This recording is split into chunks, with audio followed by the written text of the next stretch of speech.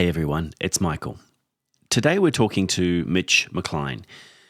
Mitch has been a contractor and he's worked on many different marketing and technology projects. His specialty is really getting the human aspects of technology out and making sure that actual people can use the things that he is building. He lives in the US and he's working for a company that is international. He's been working remotely for the most of that. We're looking forward to talking to him to find out what he thinks is coming up in the future. Welcome to Nerds Out of Water.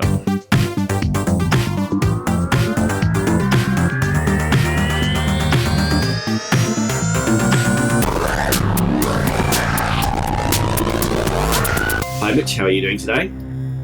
Doing well, thanks. How are you? Very good, very good.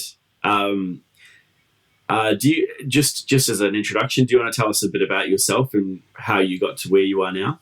Give yourself a bit of a plug.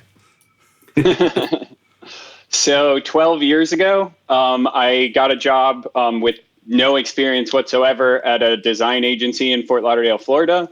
From there, I taught myself basic web development, ended up running, like half a dozen or more accounts for different ones of their clients that were just solely my responsibility.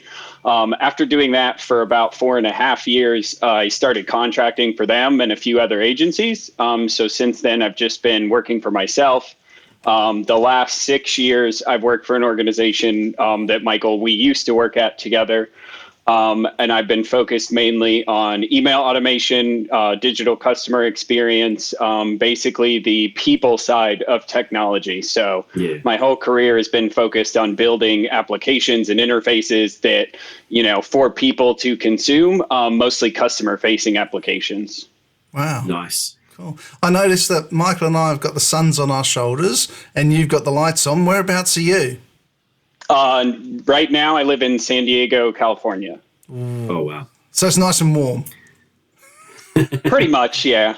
Yeah. I used to live in Phoenix, Arizona, so warm is a relative term. It is. And compared to South Florida as well, it's definitely warmer there than it is here. So to me, it's actually quite cool here. Anything below 25 degrees and it's a bit chilly here. Yeah. Where are you at the moment, David? Are you in Canberra or in... Where am I? I'm in Brisbane today. Queensland. Wow. I'm in Queensland today. Yeah. Okay. Yeah. I fly around the country. I could be anywhere. Well, so. Mitch, you've been working remotely for a better part of your career, I guess. But what sorts of things do you like or dislike about working remotely? So working remotely definitely was a progression. Obviously, I started doing it before a lot of people were working remotely. Not that I was, a minority, but obviously in the last year, everyone kind of got used to working remotely.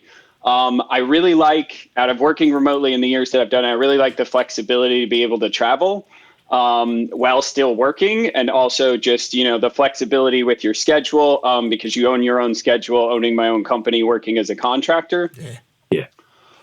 I dislike, I guess, it can be a little bit isolating. And also previous to the last year with the pandemic, communication was somewhat of a struggle in early parts of being a remote worker, and just that, not everyone was used to Zoom and, properly worded emails and, communicating with somebody in that way, because they're used to just, I'll just go over to their desk, we'll have a quick conversation, where you can pick up the phone, but there is a lot of communication lost when you're not at least looking at the person while you're communicating with them.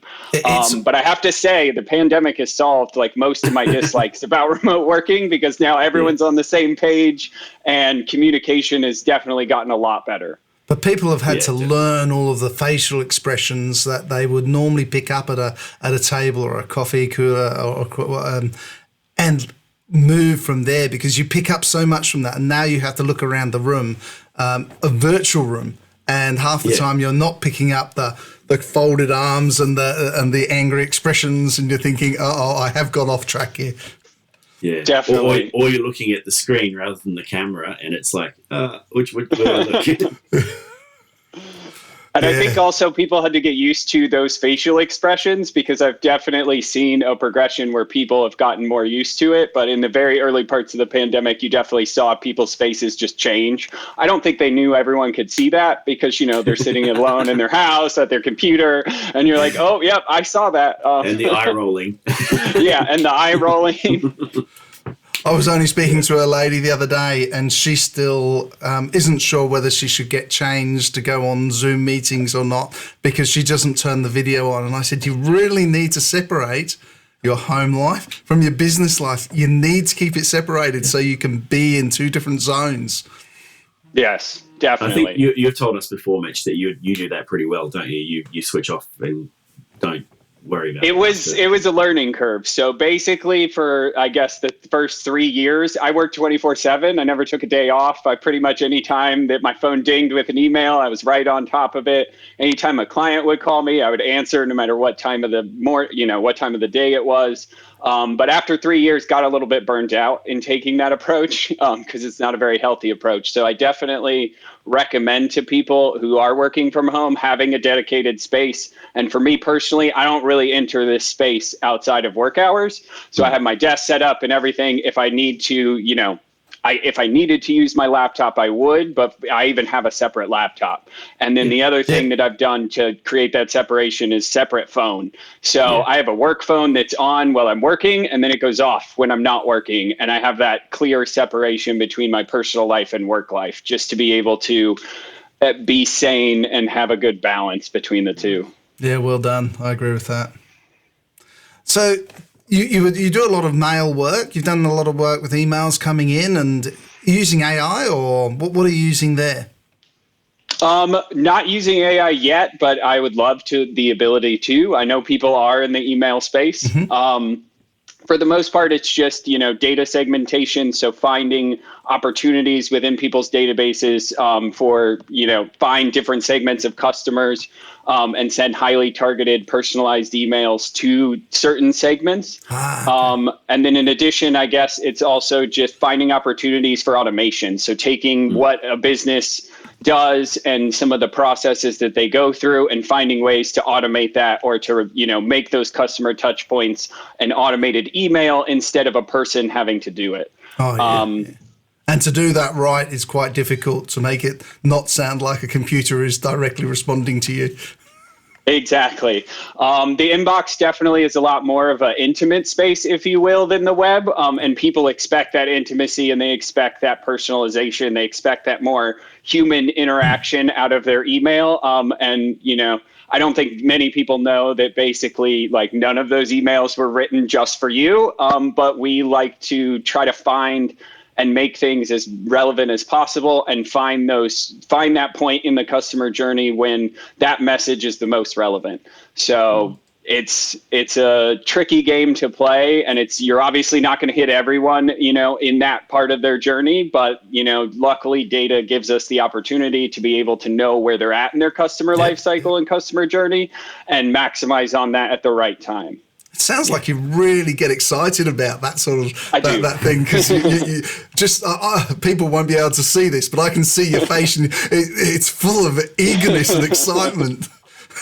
Yeah, out of all the different roles I've done, everything from web development, analytics, a bunch of other different roles, email is definitely the one I love the most. Also, partially because of the challenge. Like, it's not dynamic, it's not in real time. You're sending out a static user, static experience to these people's inboxes. And I also appreciate the human connection that the inbox offers that the web really doesn't. People are a lot more guarded on the web, but once you get into their inbox, that guard kind of lowers a bit. And I've always kind of found that fascinating, and really get excited about all email projects, probably more so than web or anything else. Cool. And it might be overstating it, but you've become a bit of an ambassador for Litmus as well, haven't you? Yes, I have. I actually owe part of my whole email journey started with Litmus. So at the agency I work for in Fort Lauderdale, they came to me after our web developers completely failed to build an email properly. And we'd already promised the client that we would get this series of emails out for them using MailChimp. So I just got tasked knowing nothing about how to code an email, barely knowing how to code a web page. Like, hey, can you fix this? And I was like, well, I don't know what it looks like in Outlook because, I'm on a Mac. I don't have Outlook. So I went to the owner of the company and was like, hey, I found this tool. It's called Litmus. I need it to be able to know what everything looks like. So that basically started me poking around at email code before there was any standardized templates, very little information. And we were basically slicing JPEGs into tables and hoping that Outlook would render it properly. So my whole email journey started with Litmus, and I've been using them solid throughout my career for the last 12 years. Nice. Yeah, I mean, I think it's a great tool as well. We both use it quite considerably, and I mean, I've seen the article that you had on their website, which was amazing, and it's nice. Congratulations on that. Thank you, appreciate it. That was a lot of fun. What part does user experience? I mean, you were talking about how the personalization and the intimacy of the inbox. What part of the user experience do people play in when you're designing this technology? I mean, I'm completely biased, but I guess all technology that I work with and create professionally has people at the forefront of the focus. I mean, there is definitely software out there that is built to basically be consumed by other software. So you're producing data to be consumed by other, software that then eventually ends up with a user way down the line. Where I like to stay in my career, I focused more on that customer facing experience. So really all the technology I work with has people at the forefront in mind, and trying to not necessarily know what they're thinking, but, tap into how something might be perceived, to make it as easy and intuitive as possible, but also, back to the inbox and trying to find the most relevant message at that time. So you're kind of trying to get in the heads of these people and try to figure out how to deliver exactly what they're looking for, even though they didn't know that they needed it yet. Yeah, I know that when I look at my personal, well, either of my inboxes, they are, especially my personal ones, absolutely full. And to choose the ones to read, it would be very difficult.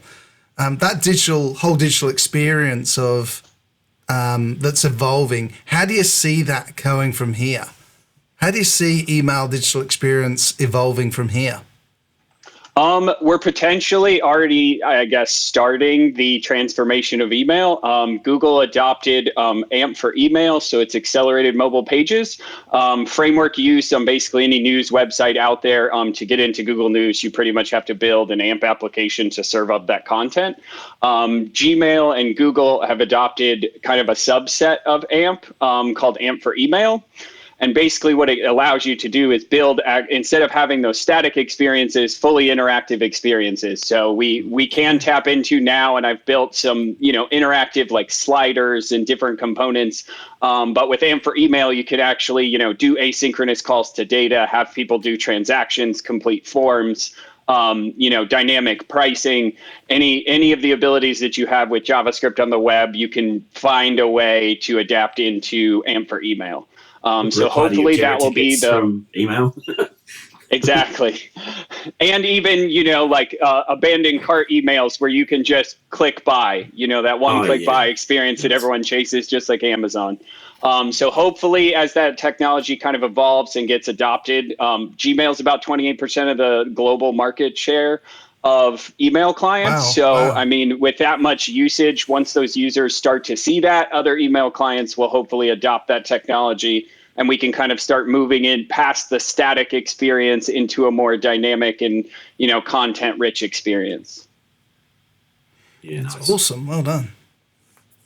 Hopefully, we shall see. There's some major issues with the technology, as there always is with early technology, and bringing in anything dynamic into something like email with all of the phishing attacks and different ways that you can manipulate email. It might be a little while, but I'm sure we'll get there eventually. Oh yeah. the security behind it is going to be pretty important. But I think that if anyone can do it, Google will. Exactly. If it was Yahoo, I wouldn't have the confidence, but it's Google. So we're now going to trust Google with our security. Yeah. There's two conflicting thoughts in my head about that. Yeah.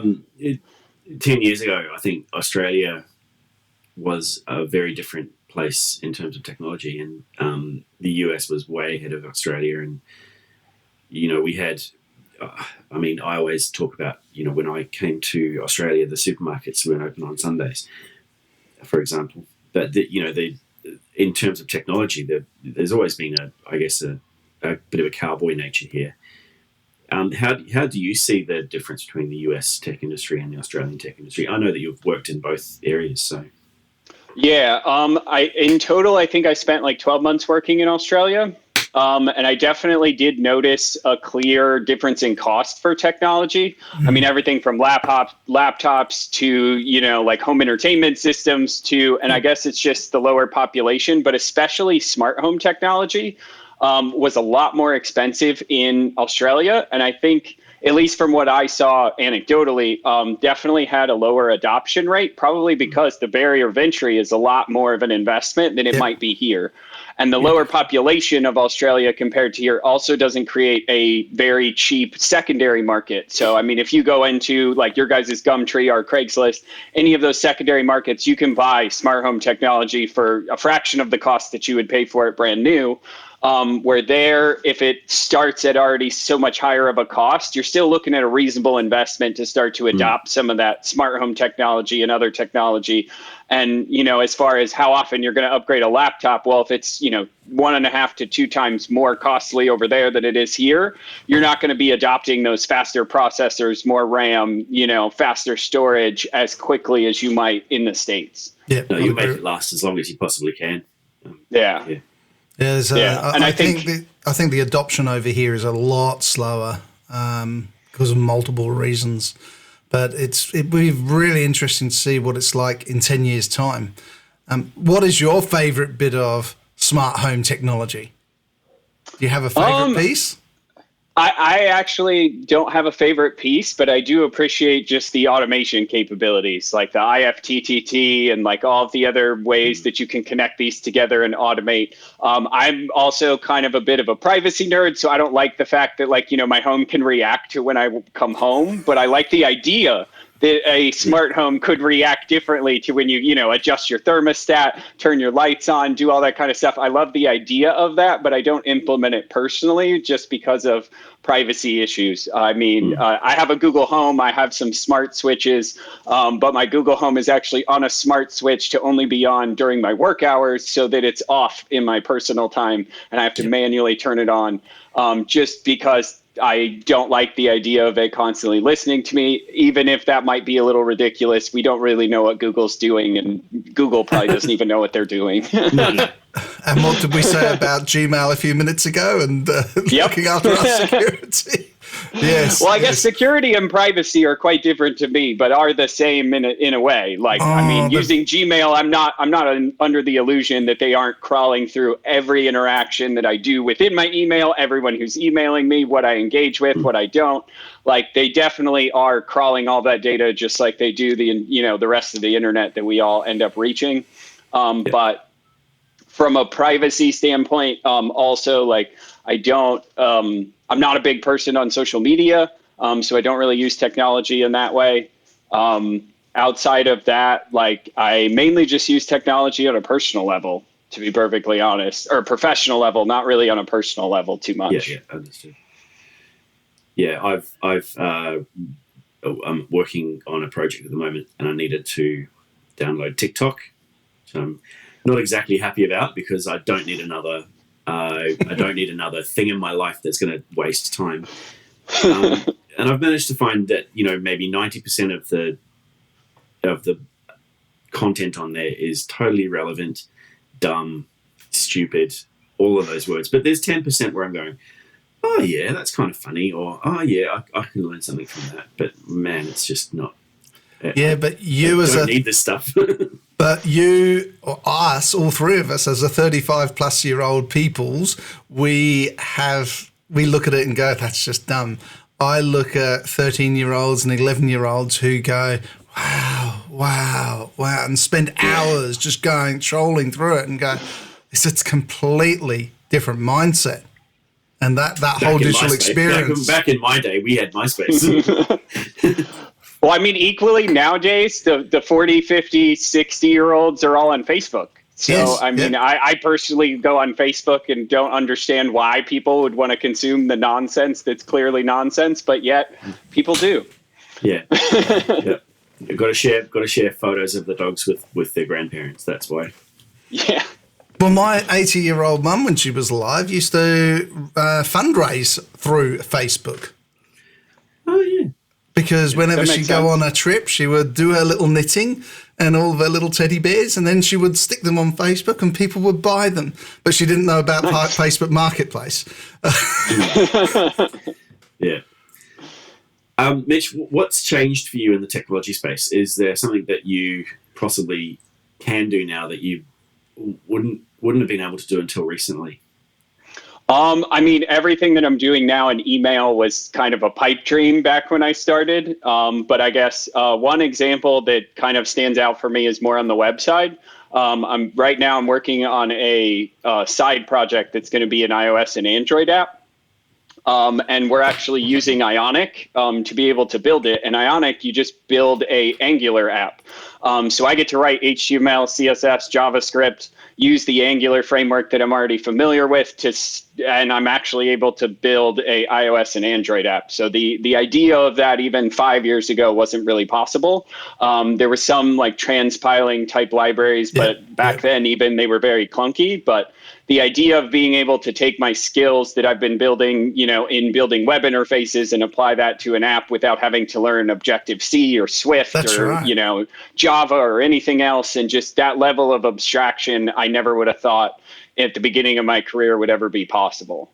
No, there's going to be little black boxes that connect everything soon. But I've always thought Android, Apple, completely separate, never needed the two together.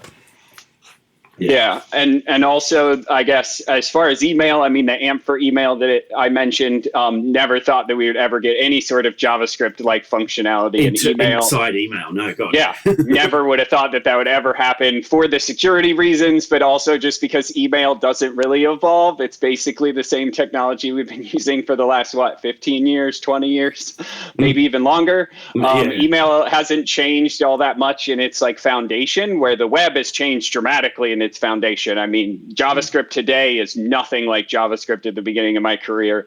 It's actually quite useful now. It didn't used to be.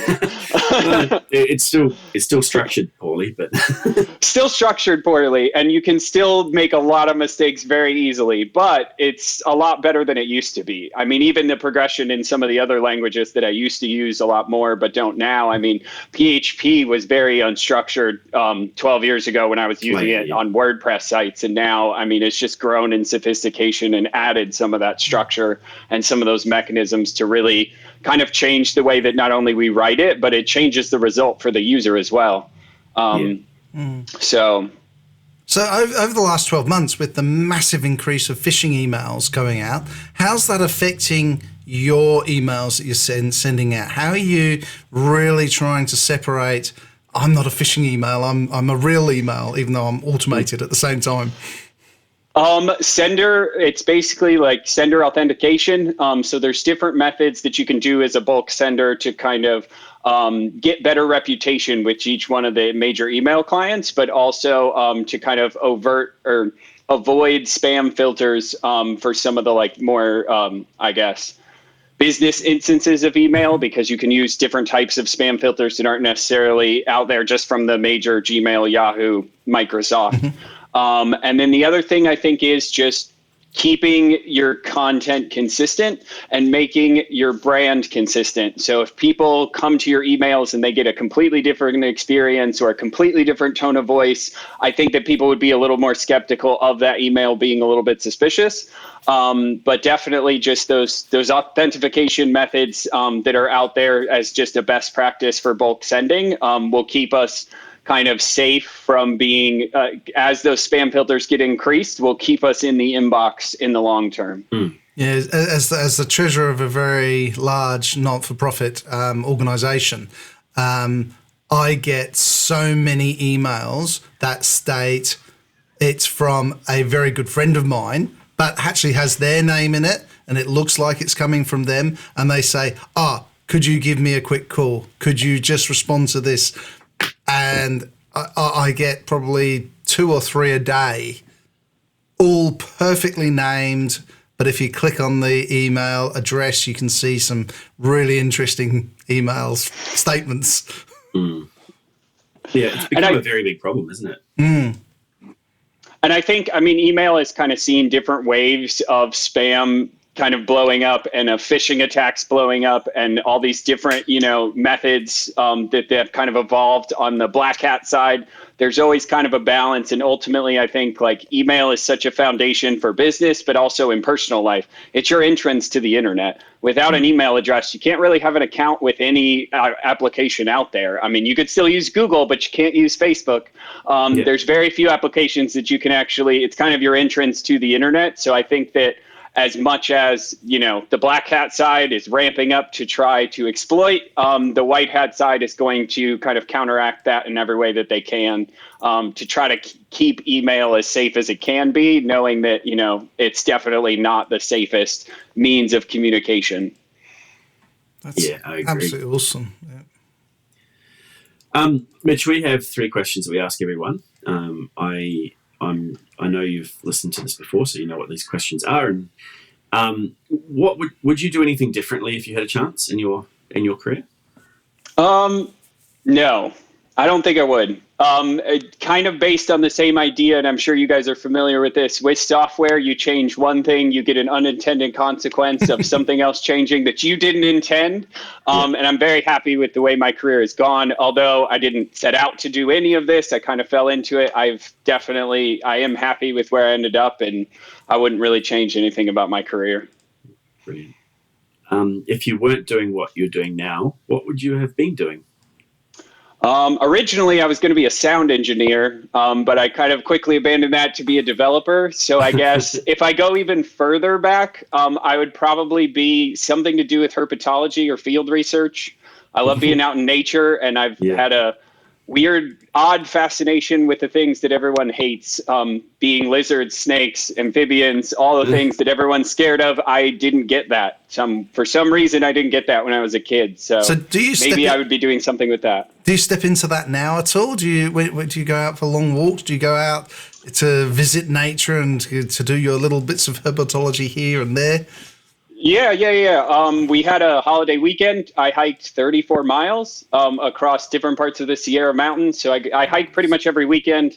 And the entire time, all my friends could attest to this. I'm constantly looking for anything, any snake, any lizard, anything that I could photograph, anything I could check out. That's kind of always my main goal when hiking. Secondary, I guess, would be just the nature and the quiet. And, I grew up in the country, so I appreciate that, like slower pace, less noise, just quiet. Yeah. Serenity. Oh, yeah. So in contrast to that, do you have any predictions for the future of technology? Somewhat. I'm not sure that it's a prediction. It's more, I guess, of a hunch potentially. So we're already seeing privacy awareness kind of in the last 2 years between GDPR, CCPA. They keep adding, I guess, on like every few months, there's a new privacy law that's kind of modeled after that. And then now recently with this iOS 14 update or 14.5 update, there's a lot of changes in iOS trying to protect people's privacy. My hope is that the marketing industry will take that challenge and kind of elevate the quality of the experiences we're offering.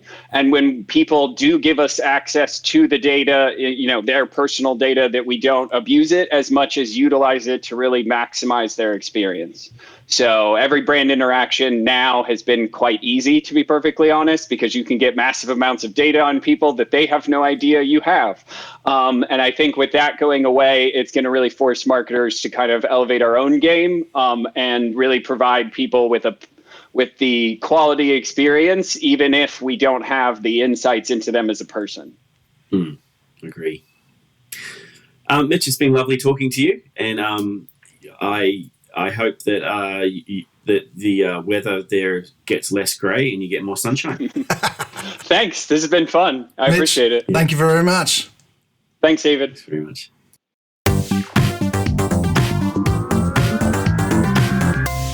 What's that? Do you continue saving your password in an Excel spreadsheet? Well, my friend, either your habits need to be changed or you are going to be exposed to a cyber attack very soon. At TeamScale, we have decades of experience assisting our customers in securing their business and optimizing their process, making them more competitive in the market. Be bold, be smarter, be faster with TeamScale. Visit teamscale.com to learn more.